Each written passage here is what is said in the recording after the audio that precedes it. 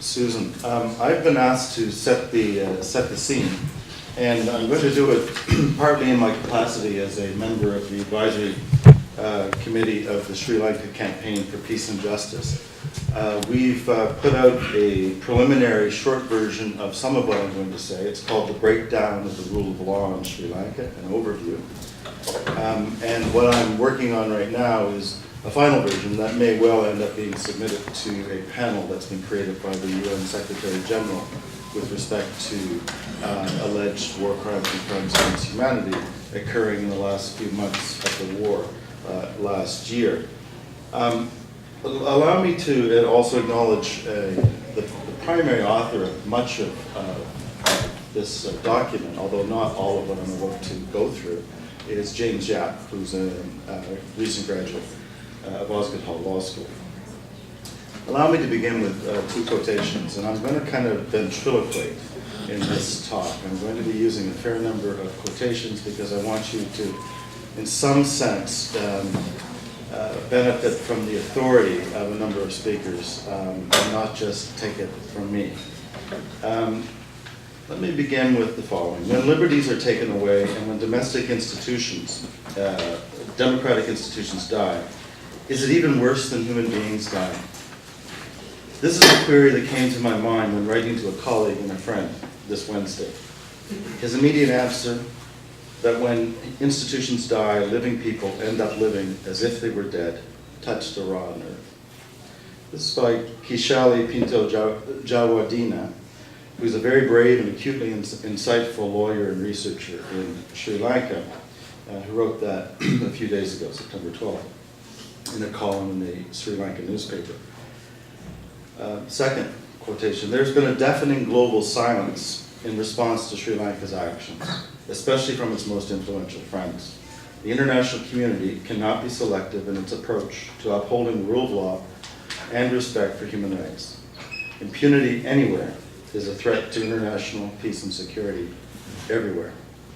Kofi Annan, former Secretary General of the UN, and member of the Elders. And the Elders is an independent group of global leaders brought together by Nelson Mandela in 2007.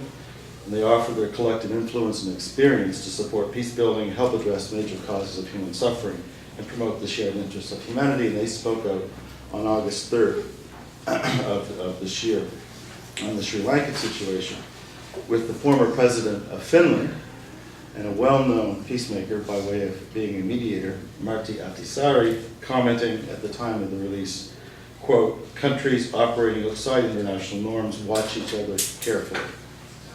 They will be taking courage from Sri Lanka's apparent success at avoiding international reproach. This is a word for all those who want to see more democracy, greater respect for human rights, and less violence in the world. So the overview that is this document that I'm obviously not going to be able to get through in a 15-minute scene setting, analyzes the state and the underlying causes of the current breakdown of the rule of law in Sri Lanka. And much of it is organized around years, decades of research, and recent publications of Basil Fernando, who's a member of the Asian Human Rights Commission based out of Hong Kong, and also a co-member of the Advisory Council for the Sri Lanka Campaign for Peace and Justice. And in his very recent 2010 book, Sri Lanka, Impunity, Criminal Justice, and Human Rights, he describes the current situation in Sri Lanka as one of, quote-unquote, abysmal lawlessness. Now, lawlessness of this sort differs from simple illegality or disregard for law, which to differing degrees happen everywhere. Lawlessness is abysmal when law ceases to be any reference at all. Of special relevance to the theme of the breakdown of the rule of law in Sri Lanka is that under circumstances of abysmal lawlessness, the concept of legal redress, which is vital to the proper functioning of any legal system, has in fact been completely decoupled from whatever may be called law. In Sri Lanka, the primary cause of this decoupling has been the fundamental failure of the public institutions responsible for the implementation of legal redress. Now, Sri Lanka's justice and accountability institutions have been eroded to the point that they've become not simply dysfunctional, but also sham institutions. Institutions that are little more than hollow impressions that merely approximate some of the external characteristics of genuine, functional institutions. Now, Sri Lanka does not lack for a constitution, a court system, and other formal mechanisms for legal redress, and it is an electoral democracy. However, none of the institutions carry much more depth or substance to them than a Hollywood film set. In other writing, Fernando has evoked the medical metaphor of the phantom limb to evocatively convey this chasm between appearance and reality with respect to the institutions of Sri Lanka's legal system. And let me now give full credit to Basil with this following quotation.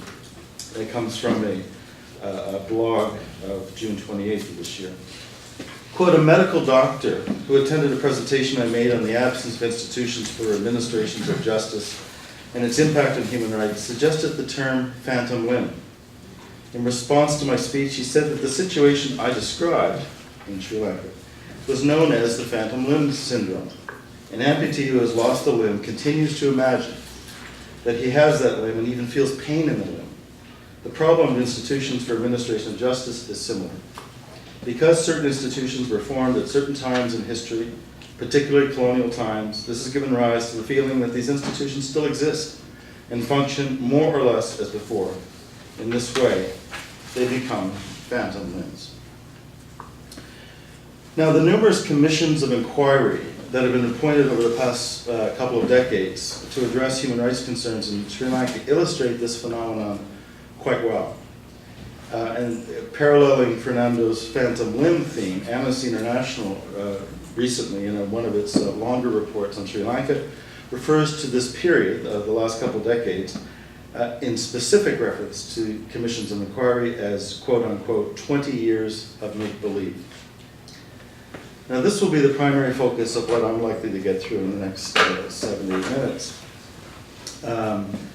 And I've chosen this in view of the fact that Sri Lanka has again appointed a commission of inquiry, while against furious protests from Sri Lanka, UN Secretary General Ban Ki-moon has appointed a panel of 3 experts to report to him and to be available to assist the Sri Lankan Commission of Inquiry should Sri Lanka wish. It's, as a context, a very important feature of the evolving accountability discourse and pressure discourse around Sri Lanka, and therefore that will be my focus. Now, outwardly, commissions of inquiry are designed to resemble other similar institutions around the world that undertake credible investigations and produce meaningful findings.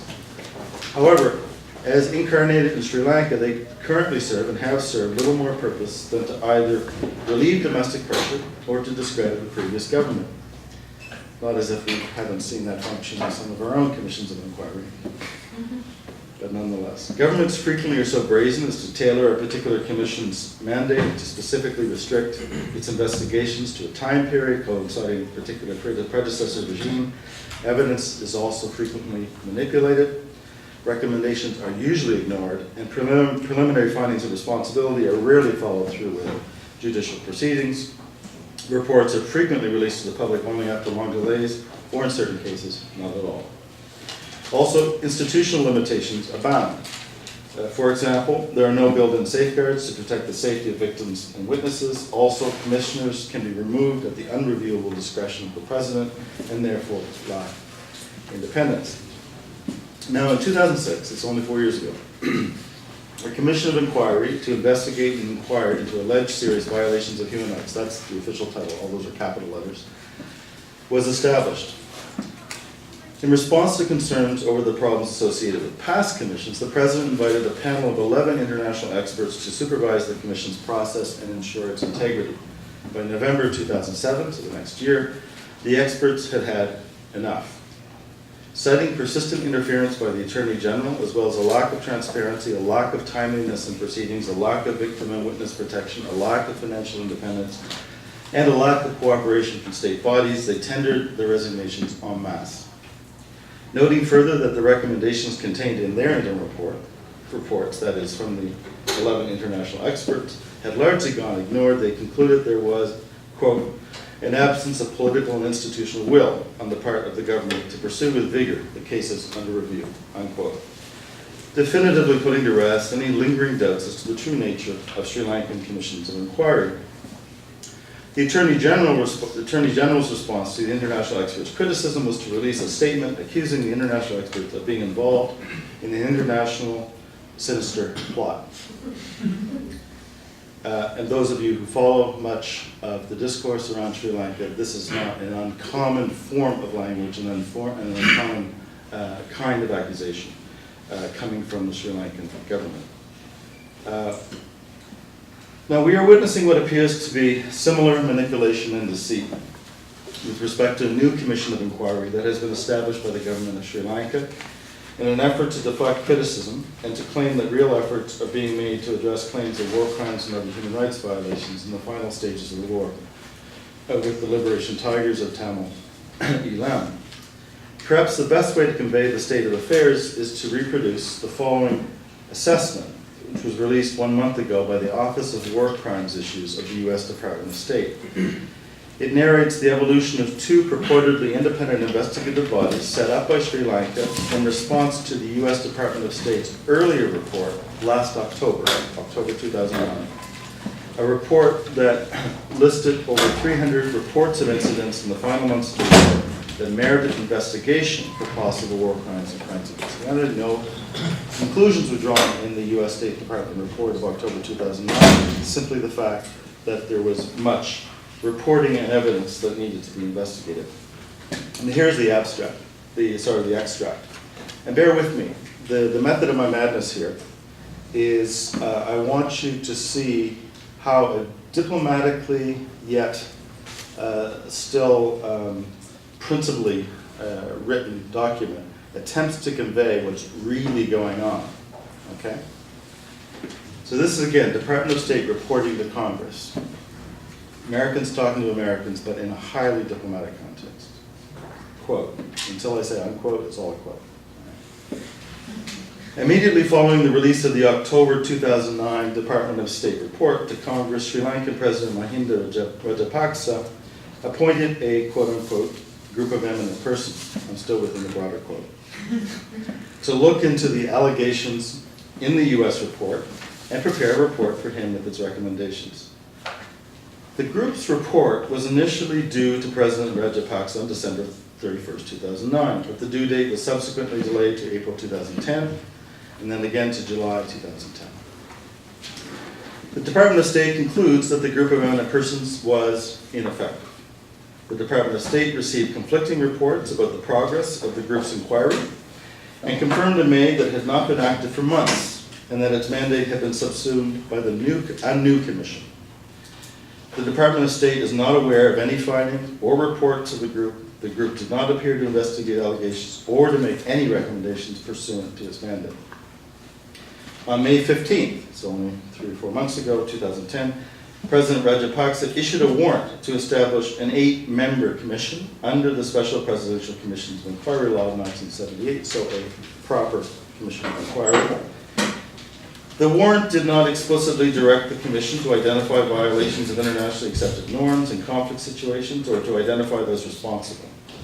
Since then, the government of Sri Lanka has clarified the mandate of this Lessons Learned and Reconciliation Commission, LLRC, that's what it's called, has clarified the mandate of the LRC in private conversations with U.S. government officials, although it has not yet done so publicly. This was written on August 11th, so a month ago. On June 10th, the Sri Lankan Ministry of Defense announced that President Rajapaksa had met with the members of the Commission on Lessons Learned and Reconciliation on June 4th. The ministry's announcement said that the President had informed Commission members that they had, internal quote, the responsibility of acting in a forward-looking manner while always safeguarding the dignity of Sri Lanka. End of internal quote. Evaluating the effectiveness of the Commission of Inquiry should first take into account the history of failings of a series of past commissions of inquiries established in Sri Lanka. This is the U.S. Department of State talking, keep in mind. For example, in 2006, an international independent group of eminent persons, that's what I already mentioned to you in the earlier narrative, was especially critical concerning a severe conflict of interest by the Attorney General's office, which both represented the government of Sri Lanka and led questioning during hearings. The then incumbent Attorney General, this is the sinister plot Attorney General, who in that capacity was criticized for obstructing the IIGEP's work, has been appointed as chairman of the new LLRC, unquote. So these passages, with my little ad-libbing now and again, speak for themselves in terms of illustrating the prospects for the LLRC acting as a bona fide commission of inquiry. And in the last, I've got about 1 minute left. South Africa's Bishop Desmond Tutu had already drawn this conclusion 2 weeks before the release of the Department of State report, when he said, quote, "The government of Sri Lanka needs to show a much greater commitment to achieving meaningful reconciliation. The ongoing persecution and disappearances of human rights activists, journalists, and government opponents is truly terrifying. Unfortunately, previous internal commissions have done little to reveal the truth behind human rights abuses. It is doubtful that the President's Lessons Learned and Reconciliation Commission will help Sri Lankans to work towards lasting peace and reconciliation," unquote. And all of you will know Bishop Desmond Tutu, but he's also the chairperson of the elders. Now, in terms of the document, with the Commissions of Inquiry example having set the scene, the overall rule of law situation in Sri Lanka is organized around a discussion of the six themes identified by Basil Fernando as lying at the heart of the current situation of abysmal lawlessness in Sri Lanka. I'm simply going to read out those 6 topics so you get a sense. In the discussion period, I can elaborate under any one of those and give clear examples of what's happening, etc. But I don't want to preempt some of what my colleagues might already be talking about. So the 6 themes are: the lost meaning of legality, number 1. Second one, predominance of the security apparatus. Number 3, disappearance of truth through propaganda. Number 4, extraordinary concentration of power in the hands of the executive president. Number 5, destroyed public institutions. Number 6, what he calls the zero status of citizens. And I'll leave it there, having just reached my limit. But again, I can flesh out all of those themes with examples if and when the discussion goes in that direction. Thank you.